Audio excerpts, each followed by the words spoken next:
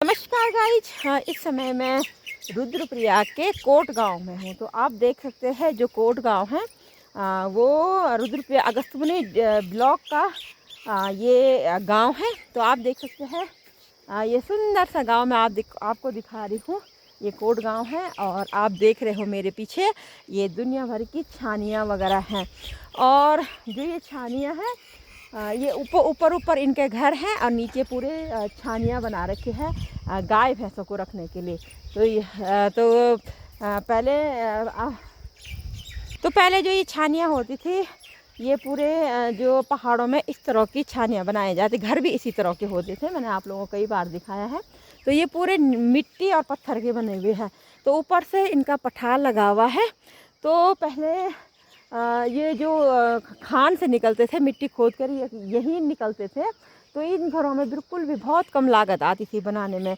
तो जहाँ जहाँ पहाड़ों में देखो तो पूरे यही सब कुछ होता था, जैसे मिट्टी हो गया, पत्थर हो गया, और जो उसके नीचे से जो छानी वो जो पानी निकालने का ताकि पानी निकल जाए, उस तरह से ये पठाल होते थे। ये भी ज़मीन के खान से ही निकलते थे। तो आप देख रहे हैं मेरे पीछे, ये देखिए ये है, ये पूरे ऊपर जो पक्के घर बन रखे हैं और नीचे नीचे ये कच्चे घर हैं। ये ऐसे ही छानियाँ बनती थी ऐसे।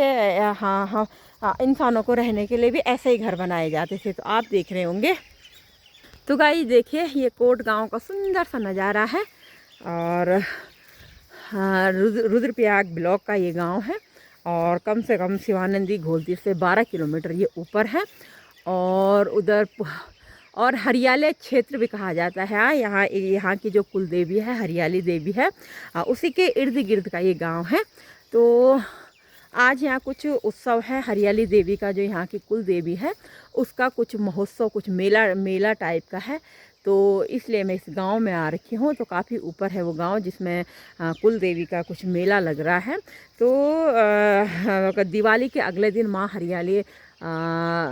हरियाली देवी जाएगी, फिर नीचे जसोली आएगी। तो ये कोट उसी के इर्द गिर्द ये गांव है। दूसरा गांव तो इसका नाम है कोट तल्ला और कोट मल्ला। तो इस कोट गांव में 3 गांव हैं। एक कोट तल्ला है, एक मल्ला है और एक बिचला मैंने बीच वाला। 3 कोट पड़ते हैं इसमें। तो ऊपर वाला कोट, नीचे वाला कोट और मध्यम वाला। तो बिचला कोट को ले ये मध्यम कोट कहा जाता है। ये देखिए तो गाइस देखिए, और ये महिलाओं ने घास सुखाने के लिए रखा हुआ है ताकि सर्दियों में ये काम आ जाए। ये देखो, तो मैं ये पूरा कोट गांव का आप लोगों को नज़ारा दिखा रही हूँ। और ये देखो यहाँ इन्होंने घास रखा हुआ है, ये देख सकते हो। तो इस तरह से घर भी हुआ करते थे पहले ज़माने में। अब तो लोग पक्के बना रहे हैं। तो गौशाले ऐसे ही होती थी, ऊपर लोग घास रखा जाता था और नीचे गाय भैंस रहती थी। तो गाइस ये भैंस शायद नहा के आ चुकी है। ये देखो, ये देखो, ले तुम भैंस न हुए था कबड़ी ने तो क्या तुम भैंस न होने तो पार। अच्छा खा जो अच्छी ना भैंस। अच्छा तो ये देखिए गाइस, हाँ ये छानियाँ हैं इनकी सारी। ये देखो, तो भैंस शायद अंदर चले गए।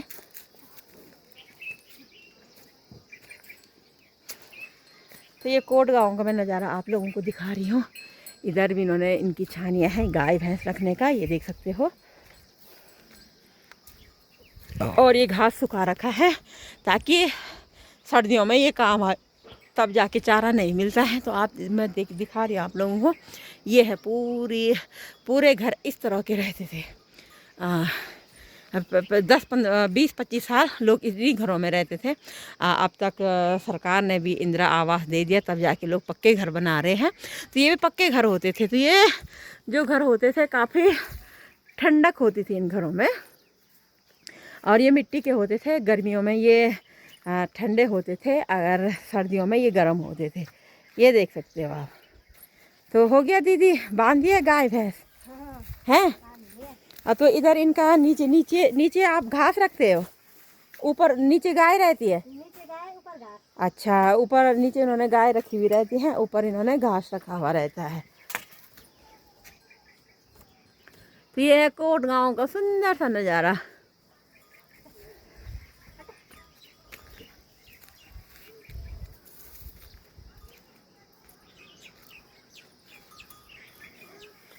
तो गाइस देखिए, हाँ ये है पूरा कोट गांव का नज़ारा, मैं आप लोगों को दिखा रही हूँ।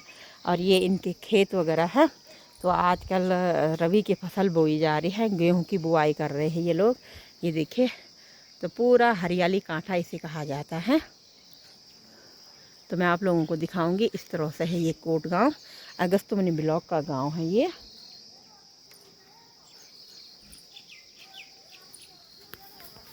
ये देखिए,